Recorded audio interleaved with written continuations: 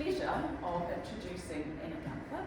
I heard Anna speak at a woman business event in Porirua and was very inspired by her story, her energy, her commitment and her passion for women in business. Anna's the co-founder and chief bubble blower of PledgeMe, which started 10 years ago. PledgeMe was the first licensed equity group funding platform in Australia and in New Zealand, and one of the first in Australia. Since launching PledgeMe, over 1,400 creative community and entrepreneurial campaigns have raised over $60 million through that platform. I hear she has a love for cheese. So much so, a few friends, some lovely Central Otago red, enjoying some cheese one evening, they decided to start a company where you could subscribe each month to having fine cheeses delivered to your home. Hence the cheese cartel was born. Anna is now the export lead at NZ Trading Enterprise, but enough from me. Anna, the floor is yours.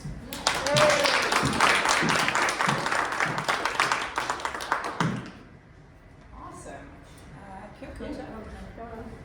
Thank you. No otomotiho ko Anna tokunga namahina kikoto. My name is Anna, and as introduced, I'm the co-founder and chief bubble blower of PledgeMe. Chief bubble blower because when you start your own business, you can call yourself whatever you want. And when your logo is a bubble and you launch it with a bubble blowing flash mob, it just seemed to make sense. My lawyers do refuse to put that on any official legal agreement, so they seem to think that blowing bubbles is a bad look. But aside from PledgeMe, which I'm on the board of now, I also started a few other companies, including Cheese Cartel, as well as accidentally instigating a few things like the Woman Who Gets Shit Done at a conference. And so I'm going to talk a little bit about all of that, as well as sort of how I came to realize that gender equality was something that I cared about, and my new role as Women in Export Lead. So to start though, right? Am I pressing the right button? Yeah. Okay. I can just do it here. Chicks don't talk to each other. I like to joke that I had revolutionary beginnings, so as you can hear from my accent, I'm not fully Kiwi. I'm half American, half New Zealander, and I was born just outside of Boston in the United States, which in a small town called Concord, and that's where the American Revolution began. And so I like to joke that that gave me big ideas when I was a kid, but I came to New Zealand in the early 2000s after my mother passed away, so I was raised by her family. And her family are pretty cool. Like, I have always seen business in my life. My granddad started his first company when he was 14. Well, he left school when he was 14 and refused to go back. His mother was not very happy about that, but he'd thrown his books under a bush as he left, so he couldn't really go back. But he put his name down after he left school the next day to buy a tractor. And this was during World War II, so the tractors took a very long time to come. But he started his own businesses and he grew them, and the thing that I love about my granddad and the way that he did business was it was all about his community. He hired the people that he cared about. And after he passed away over COVID, one of his old team members called my Nana on his birthday just to tell her that he was thinking of her and thinking of my granddad. And for me, that's what I want in business. Whatever I create, I want the people around me to feel like they're a part of it. But it's not just my family where I've always seen business, it's also my friends. Yes, this is me in a very bad formal dress at high school. But I was part of the Young Enterprise Scheme at high school, and I started my first business when I was 16 with these women. And did anyone else do Young Enterprise Scheme when they were at high school? Yes. Are you still slightly embarrassed by the thing that you created? Yes. Ours was so bad. It was a lip gloss company because for some reason that's what we cared about. But it was Vaseline and vanilla essence, and that's what it was. And like, I think it probably did more harm than good, but it started my love of branding. So we called the company Get Lippy, and I think that's the only redeeming feature. But I'd seen business my whole life, and I'd started one at high school, and actually at university as well, a fashion label, because I felt like that was what I should do. But I actually didn't think I would be a business person when I went through university and into my first roles. So my first job out of university was in grants administration. And then I started working for the New Zealand government, New Zealand Trade and Enterprise, way back in the mid-2000s. And I just didn't ever really see myself as a business person for some reason. And it wasn't until I felt like I hit the peak of what I could do in my roles in grant administration that I decided to maybe go back and do like an MBA or something. But I saw the University of Otago was doing this new program called the Masters of Entrepreneurship. And it was like the easy man's MBA. You only had to fly down every 6 weeks for 2 days, and after a year and a half, you'd have a master's. I was very excited. At the time, I couldn't spell entrepreneurship. But the cool thing about this master's was you spent half the time learning about business, and the other half of the time just learning from people who started businesses. So they'd come in and talk to you about what they've done, and you had to do a thesis. And the thesis was basically planning a company that you could start. And that's where I started PledgeMe.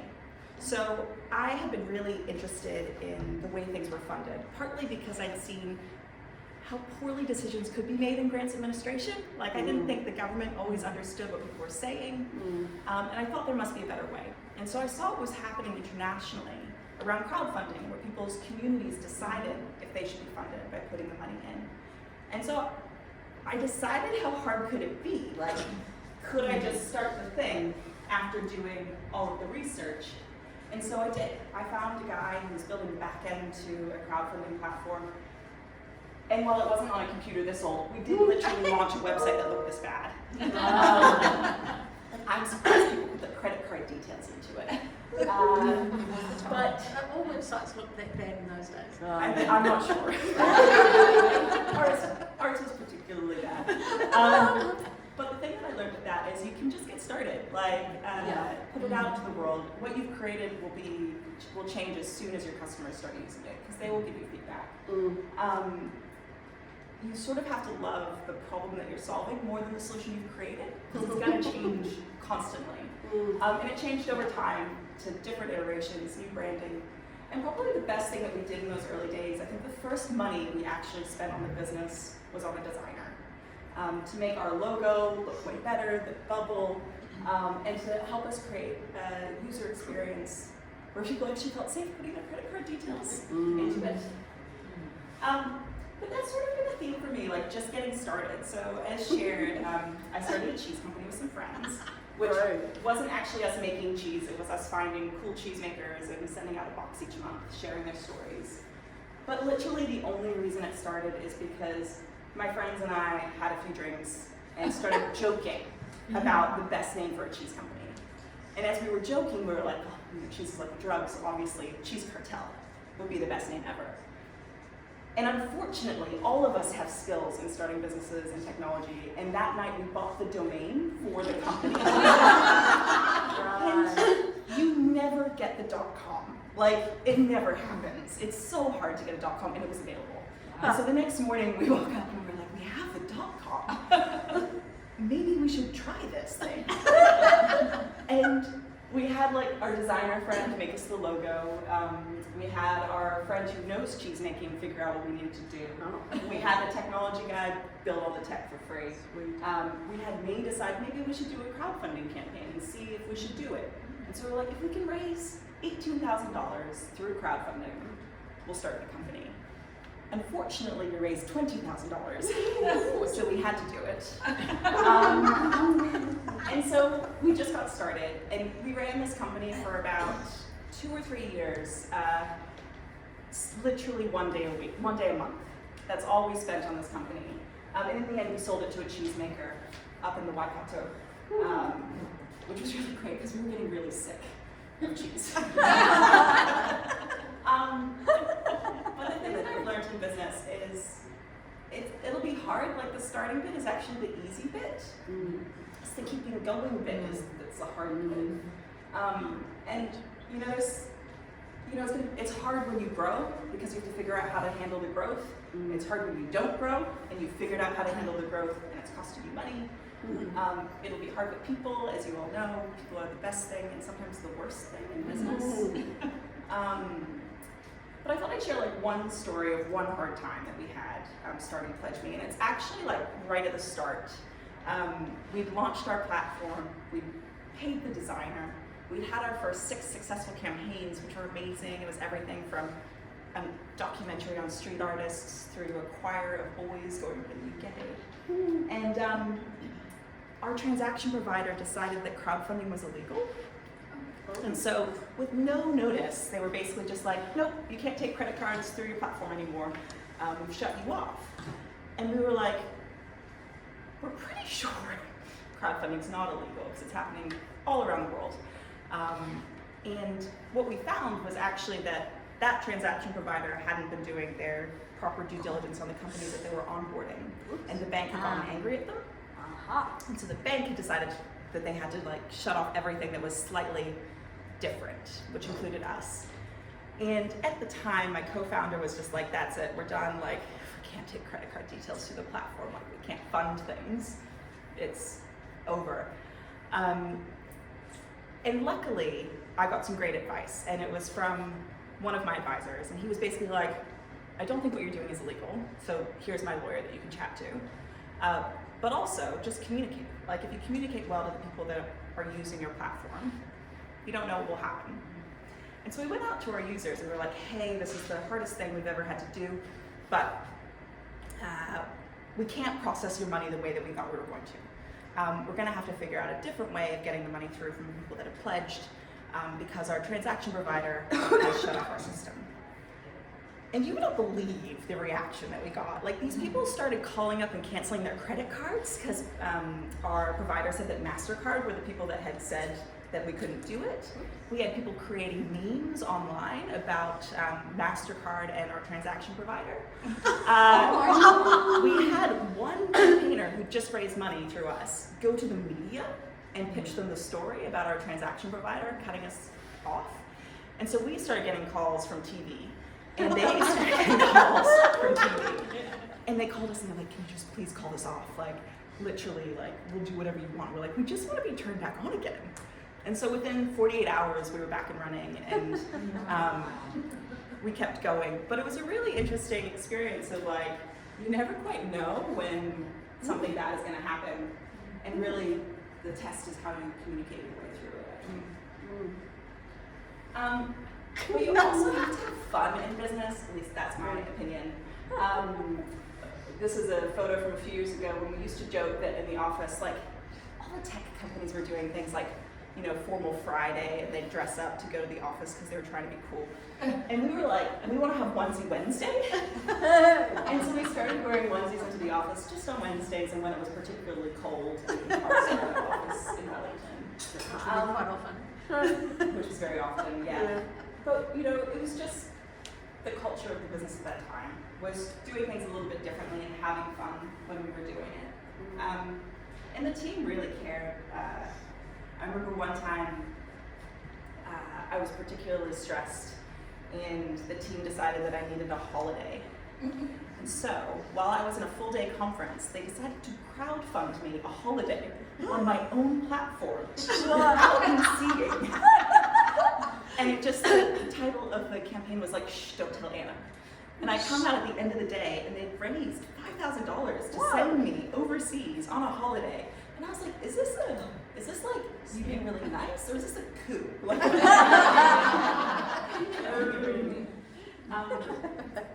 definitely, like, I think having fun in business is really important, but also not being too afraid to ask for help when you need it. We were actually the first successful equity crowdfunding campaign through our own platform. And at the time, everyone was like, that's crazy. Why would you put yourselves out there like that? Like, if this fails, your new platform is going to fail. So equity crowdfunding is the idea that instead of going out and offering people rewards for pledging to your campaign, you actually offer them shares in your company, which is quite different because historically, in order to do that, you had to create a public prospectus, which can cost hundreds of thousands of dollars. So it was often just for companies that were big, not for those that were starting out. And so New Zealand was the first country in the world to change its legislation to allow equity crowdfunding. And we were the first licensed platform. And we were the first funded campaign through our licensed platform. But when we launched, it was really scary, obviously, because if it had failed, it would have been bad. But it was also really scary because we had to put ourselves out there and ask. And it was funny, the initial video that we made was really complicated. I don't know who here has made videos before. It's very hard. And we had this crazy idea where we were like, it'll be this one-shot video where we're talking to camera, walking, moving around the office, different things will come in.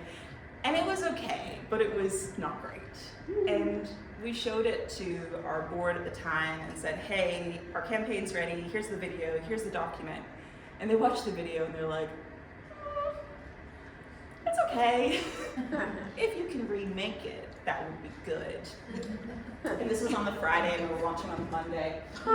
And I went out and asked one of my friends who was a filmmaker, and I was like, hey, I know this is a bit weird, but we're doing this thing and we need a video that just like really shows our personality and who we are. And on the Saturday he came in and he filmed the entire thing, edited it. Wow. And on the Monday when we launched, we had people tell us that they pledged partly because of the video, like how authentic and real it was. So don't be afraid to ask. And it went really well. We managed to raise $100,000 in 23 hours for our campaign. And it was everyone pledging, from my boyfriend's parents through to people we'd never even met before who'd heard about our company online. So quickly, what is crowdfunding? I think I explained it before. It's you go out to your crowd and you ask them for funding. You set a goal of how much money you want and a deadline in which you want to raise it by, and you offer something in return. We've actually had over 1,600 successful campaigns now, and it's everything you can think of and not think of. It's everything from a woman who was teaching yoga in prisons, and she wanted to raise money to write a manual to teach other people how to teach yoga in prisons. And not only did she raise enough money to publish that manual, but she also started getting yoga mats sent to her that she could take into prisons. Through to a brewery who raised $2 million in 2 days to build a new brewery out in Mile Bay, Parrot Dog. Wow. And the people that invested not only got shares in this company, if they invested over, I think it was $1,000, they got a handle behind the bar with their name on it, and a 10% discount for life. Wow. So not only were people becoming a part of the company, they were getting different things from the company. Yeah, we've raised over $65 million to date. That's just successful campaigns. We've got a 50% success rate for the campaigns that do launch, which doesn't sound great, but when you think the success rate for angels is around 18%, so angel investors, and I think the grant success rate in the creative sector is similar. It's actually quite good. And we make our money through a success fee, so it's 5% for the project campaigns and then 7.5% for the equity. And I don't know if everyone else has written about their company, but this is ours, which is to help Kiwis fund the things that they care about. It changed slightly when we went to Australia. We couldn't just say Kiwis anymore. But it was really hard to write. This probably took us 3 years of trying to figure out exactly what it was that we wanted to do. And it's something that we still check in on all the time. Like, who decides what people care about? Like, how do we support them? How do we help them? And just a little bit about crowdfunding. Like, it's a really young industry. I think the first platform started launching 10 to 15 years ago internationally, and we've been going for 10. But it's not just young in terms of how long platforms have been around, but also the types of people that are using it. These 6 kids are from Papakura, and they wanted to go to the World Battleground Championship, which is a hip-hop competition. And with the help of their parents and their dance teachers, they managed to raise the money they needed to get over to Sydney, and actually brought home silver. That's pretty cool. But it's also growing, not just in terms of how many platforms there are or the numbers of campaigns, but the speed and the scale at which these campaigns raise their money. And this campaign is probably one of the few that has made me cry. It was for a company up in Gizzy, and Gisborne is one of the areas of New Zealand that has the highest rate of Indigenous people, the highest rate of unemployment, and the highest rate of youth suicide. And the company, Hikarani, wanted to create opportunities for the young people and a company where they would hire people locally from their iwi. And what they decided to create was a medical cannabis company, using the skills that they had in the region. But this campaign was so beautiful because they went out and they went to their iwi, they went to the local marae, and they said, you know, even if you have $50, we'd love you to be a part of this. We want you to own the company and keep it in the community and provide these jobs for our young people. And they broke our system because they decided to create, well, they broke our system in a few ways, but they decided to create paper pledging packs because some of their community didn't have credit cards and didn't have the internet.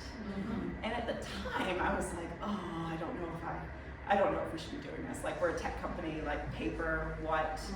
And my teammate was like, if our goal is to help Kiwis fund the things they care about, it shouldn't have to just be online. And so we ended up creating these paper pledging packs. And the campaign also broke our system because there were so many people ready to pledge when it went live that the system came down. And that happened twice. And in the end, once it was live, they managed to raise their goal of $2 million, which is the legal cap in New Zealand, what you can raise through equity crowdfunding, in 10 minutes. Whoa! Yeah. And this company is now listed on the New Zealand Stock Exchange and is providing jobs to their young people and opportunities. But the thing I love is that crowdfunding is diversifying, not just who's funding, so people that can invest on paper pledging packs, but also the types of people that are getting funded. And traditional investment, only 2% of global venture capital goes to companies that are led by women.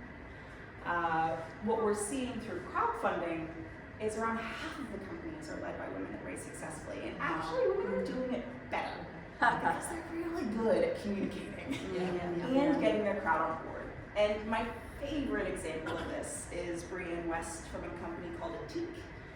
So she creates solid shampoo bars because she wants to reduce waste. So her goal was to stop 1 million bottles from going to landfill by 2020. To date, I think she stopped 20 million bottles from going to landfill. When she came to us, she just moved out of her home kitchen into her first factory. And she was setting it up, and she wanted to raise $200,000 to scale within that new factory that she had. She launched her campaign at, you can't really see it, but she launched it at a hairdressing salon. And she had people getting their hair washed with her product. And she raised her goal of $200K in 2 weeks. Last year she sold her company.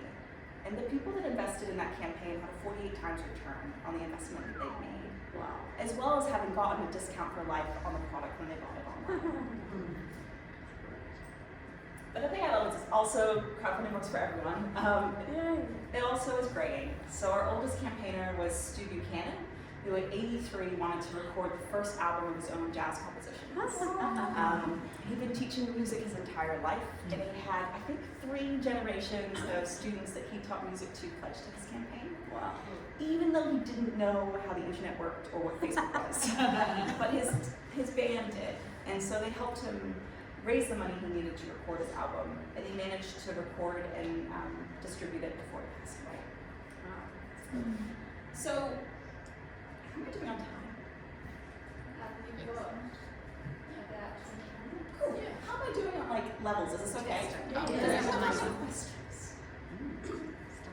So I'm going to move into gender stuff now, if that's cool. I never thought I was a feminist. And like I know the term feminism has a lot of connotations, but it was funny. I got asked to speak at a conference, and it was called The Future of Feminism. And I was like, cool, but I'm not a feminist. So like, my boyfriend is, would you like him to come and talk at this conference? And they were like, no, we want you to come and talk and explain to us exactly why you're not a feminist. And I was like, sounds like a test, but okay.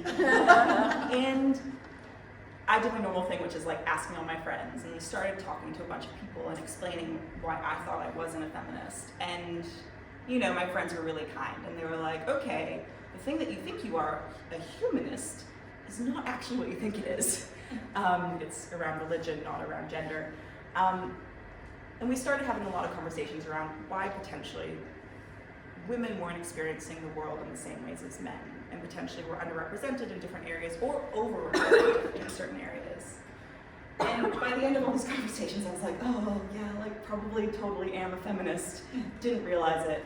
But it really got me thinking. And after that, it got me thinking in a lot of ways. And one of the reasons I realized that I was a feminist was actually because of my first company. So one of my co-founders was Sophie Elliott, who you may have heard of before. She was murdered by her ex-boyfriend. And the overrepresentation of women in domestic violence is really, for me, one of the core pillars around why I think that we need gender equality. These things shouldn't be happening. But it's not just there. That is obviously very close to my heart. It's the underrepresentation of women in business. It's the underrepresentation of women in positions of power. And so I really got thinking about feminism and then promptly forgot it. But I started talking about it because of my onesie. It was a journalist got in touch and they were doing an article about business and culture, and they ended up writing about us and putting this picture in it because they thought that Onesie Wednesday sounded hilarious. And then a few weeks later, someone else got in touch, another journalist. They're like, hey, we're doing this thing around 10 different entrepreneurs in New Zealand sharing where they think New Zealand should be in the next 10 years. And I was like, oh, I can talk about feminism. And so I started talking about how I hope within the next 10 years, which would be 2025, that we'd see more gender equality in New Zealand. And it was looking back and then looking forward around the onesies. And the front cover of the magazine was really interesting because there was an article from me about gender imbalance and how we wanted to fix it. But everyone else pretty much on the front cover of that magazine was men. And so someone took a picture of it and they're like, it's really interesting that Anna's talking about gender imbalance, but the magazine is gender imbalanced. And so I tweeted about it. I asked the organization Ideologue, why they thought that was. Like, why was there so little balance of women on the front cover of their magazine? And their response was because they couldn't find any women. There were just no women to ask. And I was like, well, that's strange, because I know that women are underrepresented, but there's still amazing women out there. Like, it's not that hard, right? And so I tweeted again, and I tweeted a link to a Google Doc, a spreadsheet. And within 12 hours, we had 300 names of women they could interview next time, if they wanted to, inspiring women in business in other areas. And now the list has around 800 names. Oh yeah, Mary's on the Mary. This is someone here. Yeah. And that link is still live, so if you'd like to go and put some names down. But the interesting thing is, Ideologue responded and they said, hey, totally fair. We've changed our policies. And now when we go out and do stories, we're going to think about diversity and actually try to include more voices in the magazine going forward. But it made me realize that this is really still what we think when we think of boards in New Zealand, right? This is a picture from one of my favorite Tumblrs called 100% Men, and they just share photos of just men, where there's still accidentally all men on boards and businesses and wherever. But it made me realize that the unconscious bias isn't just the media, it's actually me. So my own board was all men except for me. Like when I went out and set up my company, for some reason, I thought I needed the skills that they had, which I did, and they're amazing. But I couldn't be talking about gender equity out in the rest of the world if I wasn't actually looking in my own backyard or my boardroom. And so we decided to go out and talk about it. And when we had a position on our board become available, ask women to apply. And so we wrote a Beyonce-themed blog around Who Run the World. Not girls, unfortunately.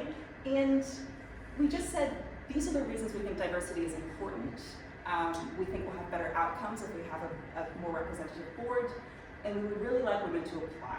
It turns out you can't just ask only women to apply because that's discrimination. Our lawyers told us that. You can ask women to apply. And we were really scared. I thought that we were going to get all of the trolls telling us off and basically just telling us that the best person should get the job. But it actually didn't happen. We had so many beautiful responses. We had people writing to us saying that they wouldn't typically apply for board positions, but they did because they felt like what we were doing was so powerful and provoked them to put themselves out there. And thank you from the bottom of my heart for empowering women and calling out female inequality. Being of Pacific Island descent, I feel strongly regarding the lack of ethnic diversity too, and in some form hope to empower Māori and Pacific Island females to be great leaders in this nation. First off, that requires me walking the talk. And we were overwhelmed. We had over 100 applications to that one board position. 52% were women, and like 4 of them were like order of merit, like really amazing. Wow. And we ended up appointing 2 women to the board who both had super relevant experience in growing a large tech company and building online products for a bank as a general manager. And off the back of that, I started thinking, like, what would happen if we had more spaces where women were learning from each other and connecting? So with some friends, I decided we might create a little conference, Women Who Get Shit Done. And we tweeted out about it, and we ended up having over 350 women apply to come to the first weekend. And we hosted 4 events in 18 months with a diverse group of women around the country. And the things that we did a little bit differently with it were we said we wanted to get also the ethnic representation of New Zealand along. So we talked about what New Zealand looked like, what we'd achieved each time with our event.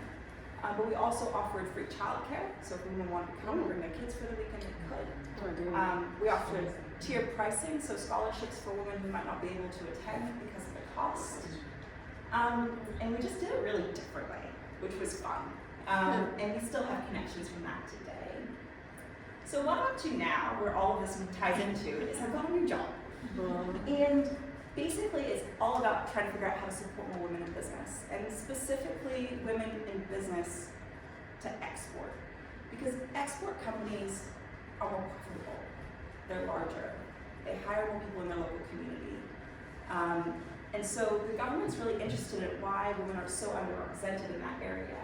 Because we know around 30% of our goods companies in New Zealand are led by women, but unfortunately only 15% of our goods exporters. So it doesn't really make sense that women are leading these companies but then not taking that step to go global.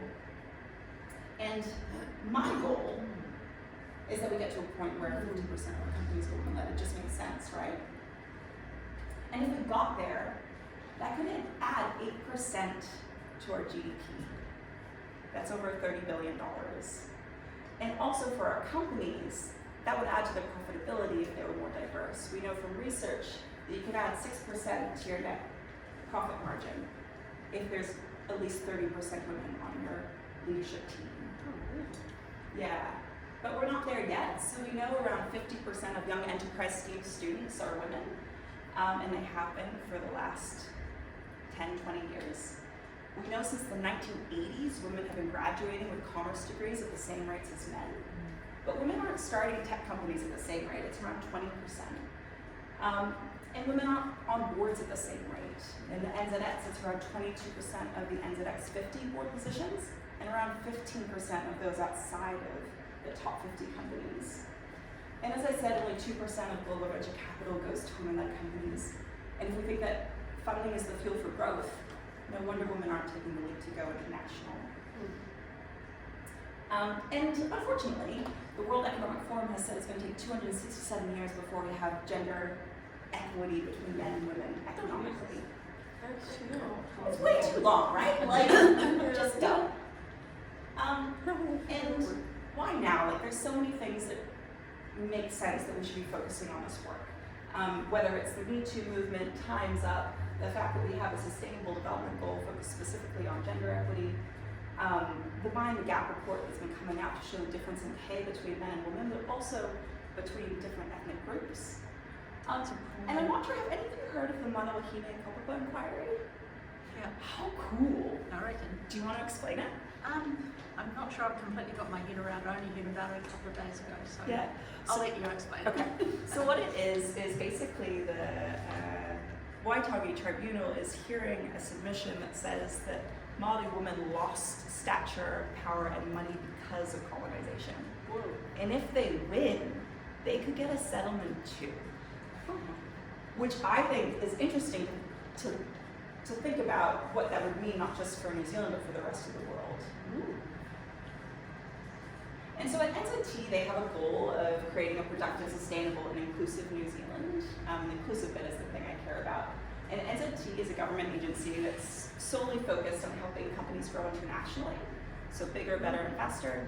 And so what NZTE offers, because I know a lot of people don't know about NZTE, New Zealand Enterprise, is they offer support to get export ready. They offer support in market to grow. So they've got people on the ground in like 50 offices internationally. And they also help with investment and specific grants for growth. And all of this is hosted on a portal which anyone can go into to learn more about markets, to connect, to learn how to raise investment, and attend events. And the lens that we're adding on top of this is to try to figure out how to inspire and support more women in their global journeys, addressing both the barriers and the opportunities individually and systemically. And what that means is we're doing things like trying to figure out what the gender barriers are. So we did a bunch of research and interviews with women and men who've gone global, and we found that women often lack networks with export experience, that women lacked funding. Women raise 1.7 times less money than men when they do go and raise. Culturally, as we know, women experience the world a little bit differently around what leadership looks like in the roles that we play. All of the women that we interviewed, unfortunately, in some ways said they lacked confidence, which I hated. And a lot of women we talked to said they lacked time, that their expectations on their time were different. But we also heard some opportunities. Women are super educated and they're risk aware, so they plan a lot. They're more likely to discuss their issues and ask for support from others. Even though they might not have the right networks, they will ask. Women feel like they're getting more media coverage now because of the push to represent different stories. Women have better returns. We found that in the research. Companies with at least 30% women, as we said, get a 6% net profit margin increase, but also there was something around for every dollar invested, women return at least 78 cents and men return 30 cents. So women are doing double as good as men when they do get investment. And the last opportunity is something that we're still trying to figure out, but what we found was women are just as ambitious as men. There was a piece of research done on 1,200 business leaders in New Zealand. But women's ambition shows up slightly differently in that they care about community, they care about the people, they care about the place that they're from in a slightly different way sometimes. And so we're trying to figure out how to leverage that opportunity around export. And so the things we're doing just quickly are we're just sharing stories of women who've done it, both through a podcast with the spinoff called Going Global, where we're sharing stories from people ranging like Karen Walker, talking about how she started. But also we had a woman this week called Lucy Blackiston, and she started a media company called You Should Care About. They've got 3.9 million followers. They're selling what they do globally, and she's doing it at the age of 22. And we're doing a mini-series with the Female Career as well, another podcast, just sharing stories of women who've done it. We're also sharing how allies have done it, so people supporting women in different organizations.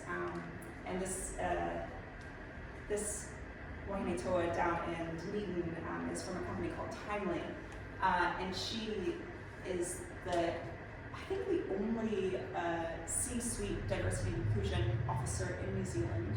She's a trans woman of Māori heritage, Mary Helen Stanley, and she is just showing people how allies can support in different ways. We're creating events, so actually just getting women who've exported, sharing with other women who've exported. We're just making space as well, just showcasing stories of amazing women in different areas through our content as well. So we found when we looked at NZTE's work, we weren't showing women either. I think only 20% of our stories were about women, and maybe 15% of our social media content. And so just changing that has been a major focus.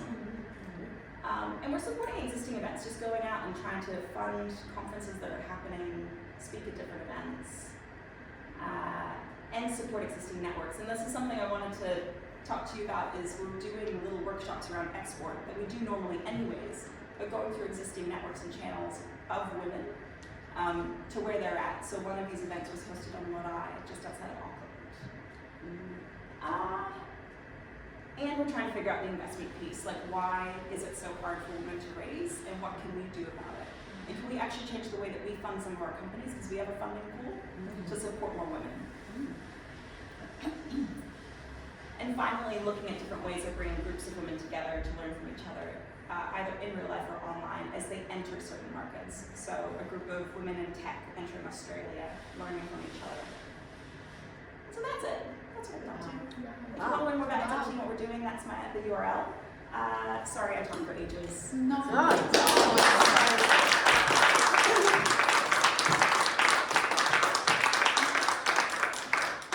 Thank you so much, Anna. That was really amazing. Areas that really resonated for me was certainly around the love of problem solving.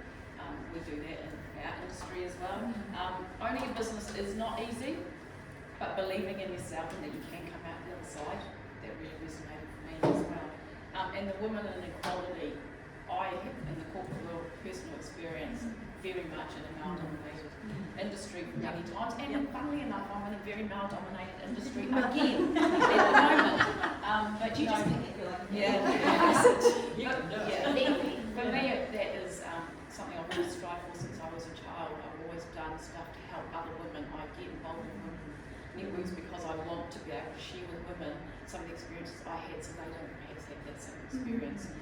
So for me, the journey you're now going on is very inspiring, and being able to take it to the export. So thank you very much. I'm sure others got some great tips out of this as well. Hopefully the others will get to listen to it on video. Just a little something to say. Awesome, thank you so much.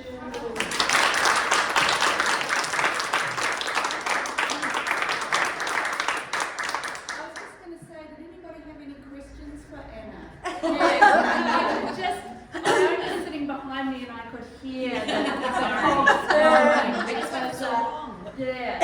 just had a question around, for us, we, as a service, it's less exportable. But what if I come across somebody that think, wow, that would be cool, you could take that global. What is the step? What do I do to get that person to you? So the link that I had up before, getthere.nz/woman, they can book directly into my calendar from there if they want to have a chat. So they can go in, or they can start looking at some of the guides we have online and some of the courses we have. But yeah, if they want to chat to me. And is there somewhere that you can sign up to get the information? Because there was quite a lot of events and different things, and that's on there as well. On the portal, yeah. Okay, awesome. Yeah. So if you sign up and become a customer, we call it, everyone working with customers of NZTE, you get a newsletter, you get invited to events. Awesome. Yeah, it's all in one place. So. Susan, we can post that up on Facebook. Yeah, I think so. Yeah. And did anyone else have any questions? I had a question. Go ahead. So with the crowdfunding, because that's what I was thinking, if you raise all this money and then your company goes global, do you have to pay people back? But actually from what I was hearing was you're paying them back because they're a shareholder or you've given them a discount. Is that how it always works, or do you sometimes pay people back? Yeah, so what happens is the people have bought shares in your company, so they're partners with you. Often not like a large percentage ownership, and often non-voting shares, so it's pretty easy to manage. But it means if you ever sell the company, they obviously get paid for their shares too. Or if you pay out dividends, they get a percentage based on what you're paying, as well as offering them discounts and things as shareholders. We've seen crazy stuff. Like one company was like, if you pledge over $1,000, I'll give you my pants. Because he always had brightly colored pants, so he sent pants out to people, I think. It was weird, but yeah. But you can get creative. Yeah. Oh, that's fascinating. Yes. Yeah. Thank you so much.